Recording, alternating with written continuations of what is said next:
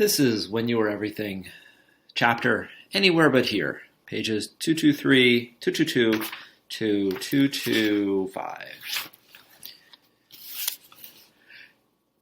Anywhere But Here. I decided to go to school after all, and just as I thought she would, Layla ignored me. In homeroom, she didn't even look in my direction. At lunch, she sat with the chorus girls. Jace found me sitting alone and asked what was wrong, but I couldn't bring myself to be completely honest. I was dying to tell someone what was happening with my parents, but the only person I wanted to talk to was my best friend.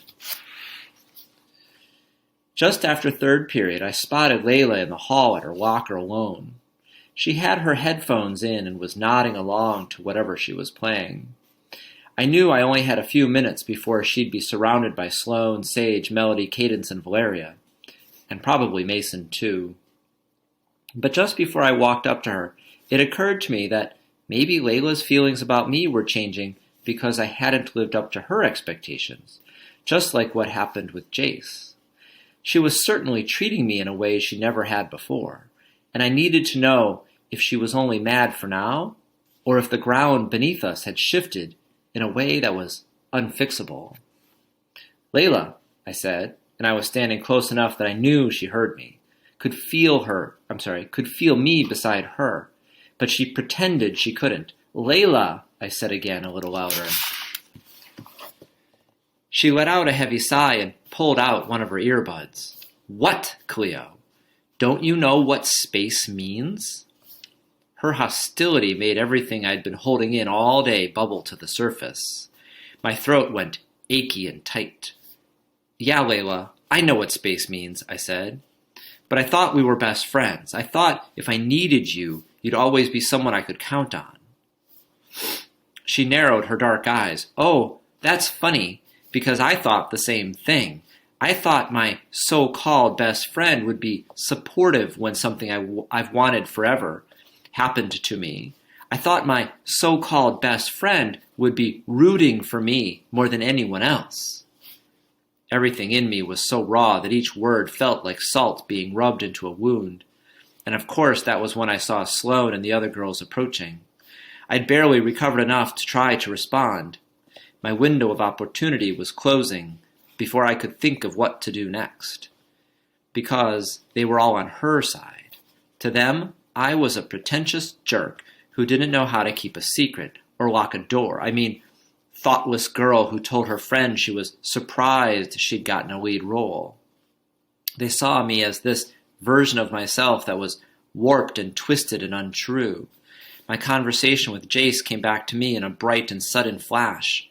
Their brain Cleo was the worst. "Layla," I said, "you know me. You know how I really feel."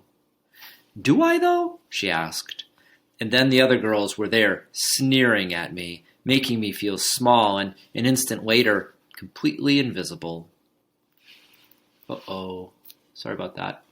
Let's start back up here. "Layla," I said, "you know me. You know how I really feel." "Do I, though?" she asked. And then the other girls were there, sneering at me, making me feel small, and an instant later, completely invisible. That time, though, I didn't slink away. Maybe it was the fact that my family was falling apart and it felt like no one understood or cared. Maybe it was the way these girls always made me feel like I didn't matter. Maybe it was the so-called that Layla put in front of the words best friend. But whatever it was, it made me angry enough to be brave. The chorus girls were all talking to each other with their pretty girly voices. They were talking over and about me like I wasn't standing right there. I was mean Cleo, harsh Cleo, dumb Cleo. And they must have been right, because I felt like the funhouse version of myself, everything inside me unrecognizable and stretched a little too thin. Layla turned away from me to face them for roughly the millionth time, and something inside me snapped.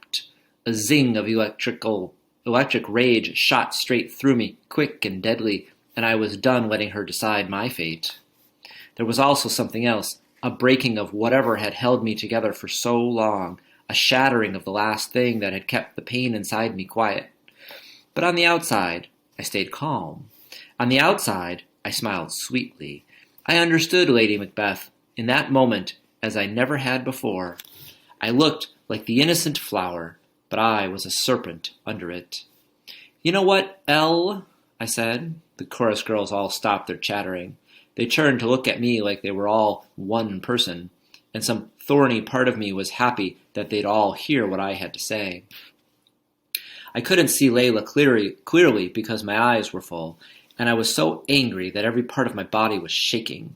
"Best of luck with the musical," I said, and she looked pleased, happy with herself, or maybe even with her so-called best friend. But there was a crack in the hull of me, and I was sinking. She didn't yet know, but I wasn't going down alone. "I hope you sing your heart out," I spat, stepping close to her. I took a deep breath and hissed through my teeth, "and I hope you stutter through every line." I said it was like a prayer. I said it like it was a prayer or a promise. I said it like it was a wish, and I hated myself for saying it almost immediately. Right after last period, I ran down the hall and out into the cold, just wanting to be alone and as quickly as possible. But instead of disappearing into the anonymity of the city the way I'd hoped, I almost ran right into Dominic Gray. "Whoa," he said, stopping me with his hands on my shoulders so we didn't completely collide. "Where are you running off to?" "Anywhere but here," I said, thinking of what Jace told me about him, knowing that whatever had started at the Halloween party wouldn't have a chance to go further anytime soon. I couldn't imagine kissing anyone when so much of my life was exploding. I couldn't think about trusting a new person when I couldn't trust my parents or the girl who was supposed to be my best friend. "Are you?" "No, I'm not okay," I said. "I have to go."